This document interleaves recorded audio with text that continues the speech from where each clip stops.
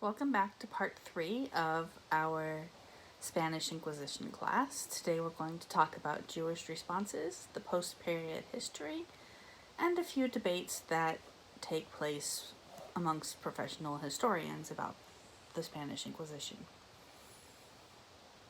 From here we turn our attention to Jewish responses to Conversos. Jews who converted against their will were known as anusim by other Jews. This word means forced ones. In contrast, those who intentionally converted without force were called meshumadim, or he who destroys. There was a difference between people who gave up certain commandments such as circumcision and eating pork versus those who actively worshipped idols, and Jesus was an idol. Only the latter were considered full apostates.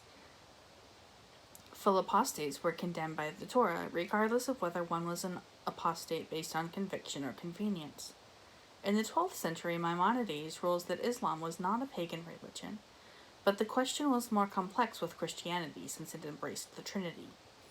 Opinion was as varied as the number of Jews and how familiar they were with a converso themselves, such as whether they had one in the family. People with a converso in the family were likely to continue to invite that person to celebrate holidays with them and treat them as a Jew even if they went to Mass on Sundays. Many families were made up of both people who were forced to convert and people who managed to escape without converting. These mixed families would define how the anusim were seen by Judaism for generations. Acknowledging that baptism changed a person into a Christian would be acknowledging that it had magical powers, and Jews could not do that, so they generally believed that a baptized Jew who continued following Jewish law was still a Jew. In contrast, Maimonides said that the act of willingly converting made one no longer a Jew. It wasn't the magic of baptism, but the acceptance of conversion. It was still possible for a Jew to return to Judaism, though. He had to grieve 3 times a day and fast for several years, and go through several other anguishing procedures, but it was possible to return. There was considerable debate as to whether one required a Beit Din or immersion in a mikveh, as a convert to Judaism required. Largely it was thought that requiring these things would be to acknowledge the baptism changed something about the person. The Jews accepted the covenant at Sinai and did not require immersion.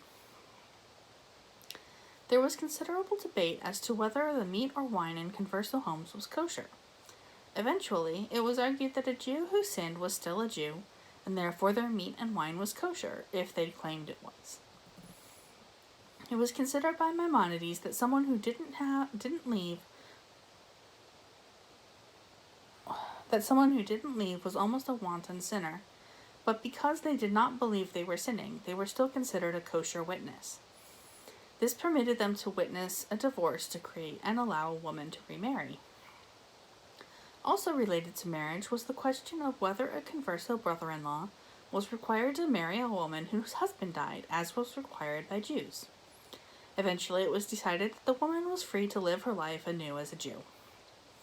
Rabbi Zimra decided that a Jew who was uncircumcised was still a Jew and did count for a minyan, the 10 people required to say certain prayers.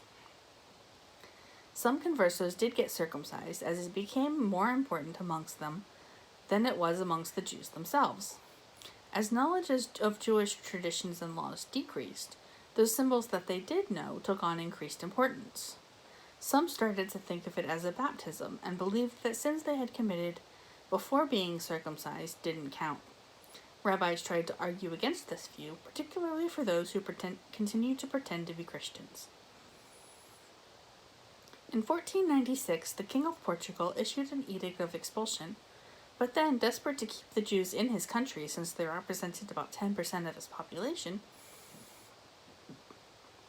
he ordered all Jewish children up to age 20 confiscated and raised by Christian families. The Jews who refused to leave their offspring were forcibly converted, leading to a large converso problem in Portugal as well as Spain. In 1506, there was a massacre of New Christians in Lisbon on the first night of Passover. The perpetrators were released within a few days and officially pardoned. In 1521, Portugal and Spain were temporarily united, as King Manuel of Portugal married the daughter of Ferdinand and Isabella. The Spanish crown agreed to this marriage only if King Manuel agreed to remove all of the Jews from his territory. In Portugal, there was an edict of expulsion offered, and many Jews tried to leave. However, the majority of them were caught at the border, forcibly converted to Christianity, and then forced to remain in Portugal. These people remained more Jewish than their Spanish counterparts, and indeed the term Portuguese was often used as a code for Jew. Once the Portuguese came under the auspices of the Spanish Inquisition.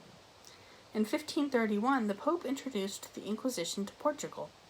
Some new Christians tried to leave, which they were only allowed to do after paying enormous sums of money. Conversos in Portugal had been subject to execution for Judaizing before the Inquisition.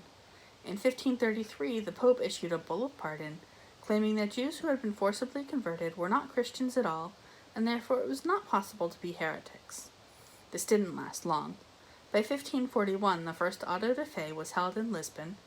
In Portugal, the head of inquisitors held a war against conversos, even hiring criminals and prostitutes to testify against them if no legitimate witnesses could be found against a person. In 1674, the Pope officially ended the Inquisition in Portugal because it had gotten too violent. It prohibited any further confiscation of property. However, this proved so unpopular that the king reinstituted the Inquisition. By 1520, the focus changed from Judaizing Jews to Protestants, Muslims, witches, and bigamists. For example, bigamy and sodomy were both punishable by death under the Inquisition, although neither were against the secular law of Spain. Anyone accused of anything the church frowned upon was up for grabs by the end, and they were treated just as the Conversos had been in the 15th century, with no access to their accusers, and a lawyer who could not continue to represent them if he believed they were guilty. The punishments remained the same: public burning to death. This change has led many to believe that Conversos were more or less integrated into the dominant Christian culture by then. However, others disagree and note that there were sporadic eruptions of anti-converso violence by the Inquisition until it ended in 1834. It seems likely that Jews remained victims of the Inquisition. However, as time went on, there were deeper threats to the Catholic Church because of the Enlightenment and freethinkers that weren't possible in the Middle Ages.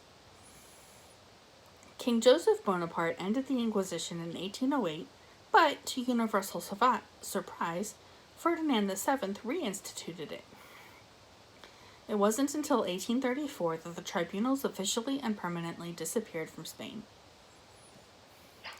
There are basically two main debates by historians about the Inquisition. The first is whether Conversos were Jews or Christians, and the second is whether the true purpose of the Inquisition was religious or monetary.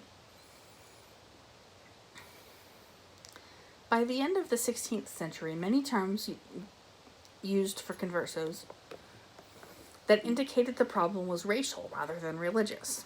These included those of the line, this people, and this generation. Because of these terms, Benjamin Netanyahu, father of the Netanyahu you know, claimed it was always a racial and not a religious distinction. He claimed that the Conversos were loyal Christians.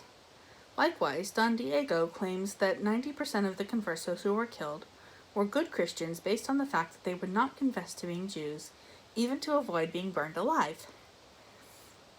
However, this opens the question of what sort of evidence Netanyahu would have accepted as evidence the Conversos were actually Jews.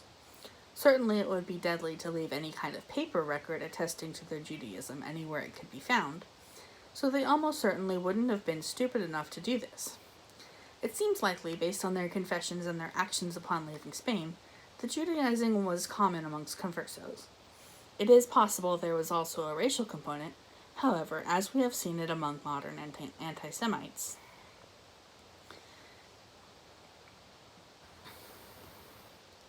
It seems obvious to me that the true reason for the Inquisition was racism. However, some arguments have made for it being really greed. The ability to confiscate wealth and some debates about where that wealth would go feeds into this argument. However, if the truth were simply greed, a much more efficient method of grabbing wealth could have been invented, and lands confiscated would not have been salted. Also, it seems that allowing the Jews to remain to encourage Judaism would have been done, since as people lost Jewish traditions, they couldn't be persecuted as much.